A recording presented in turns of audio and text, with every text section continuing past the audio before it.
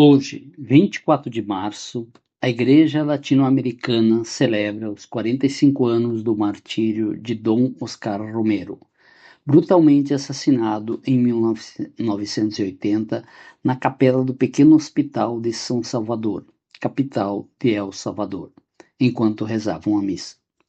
Chamado de São Romero de América, o bispo dos oprimidos foi canonizado pelo Papa Francisco em 2018, numa indicação para toda a Igreja da importância do testemunho deste mártir latino-americano. Sobre ele, o Papa Francisco afirmou: o martírio de Monsenhor Romero não foi pontual no momento da sua morte, mas foi um martírio e um testemunho de perseguição e sofrimento anteriores e também posteriores, porque mesmo depois de morto foi difamado e caluniado, inclusive por muitos de seus irmãos sacerdotes e do episcopado. Mesmo tendo sido ordenado sacerdote aos 25 anos, Monsenhor Romero só se converteu à causa dos empobrecidos depois dos 60 anos. Foi com o martírio do beato Rutilio Grande, em 12 de março de 1977, também assassinado, que ele sentiu o chamado de Cristo a trabalhar em defesa da dignidade humana. Em 3 anos, Dom Romero colocou todas as instituições da arquidiocese a serviço do povo, em especial a sua rádio, que logo se transformou num instrumento implacável de denúncia e de enfrentamento do regime de extrema-direita. Suas homilias dominicais logo se tornariam uma necessidade para aquele povo explorado e oprimido. Naquele contexto de um regime ditatorial e opressor, Monsenhor Romero foi a voz dos que não têm voz, colocando-se junto aos mais pobres na luta por justiça.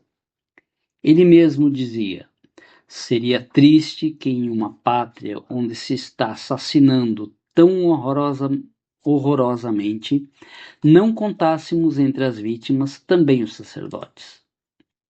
Odiado pelo regime e incompreendido por boa parte das estruturas da própria Igreja, Dom Romero se manteve fiel à opção preferencial pelos pobres, figurando ao lado de outros grandes profetas do nosso continente, como Pedro Casaldáliga, Hélder Câmara e Paulo Evaristo Arnes. Hoje vivemos um tempo de retorno do autoritarismo, de emergência de uma extrema-direita feroz e organizada.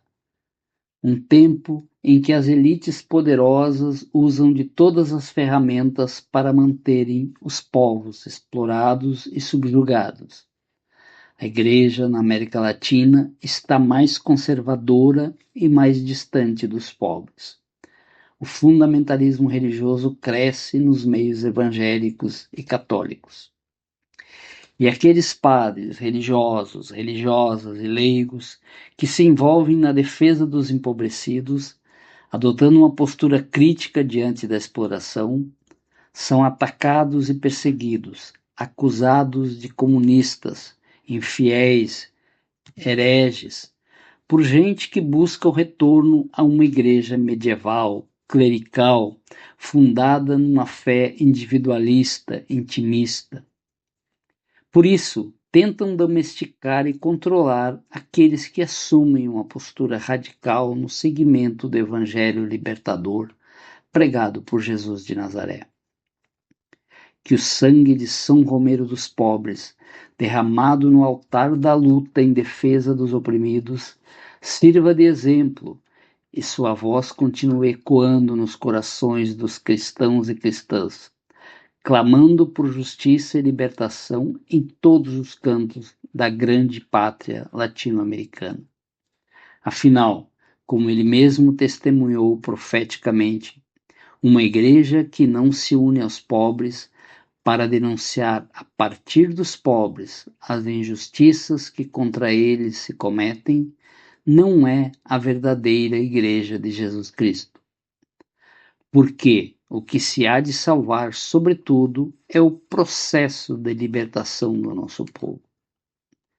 que a recordação do martírio de São Romero não se torne apenas mais uma festa no calendário litúrgico da Igreja Católica, mas que sirva para que continuemos acreditando e mantendo viva a causa da libertação, pela qual ele deu a própria vida.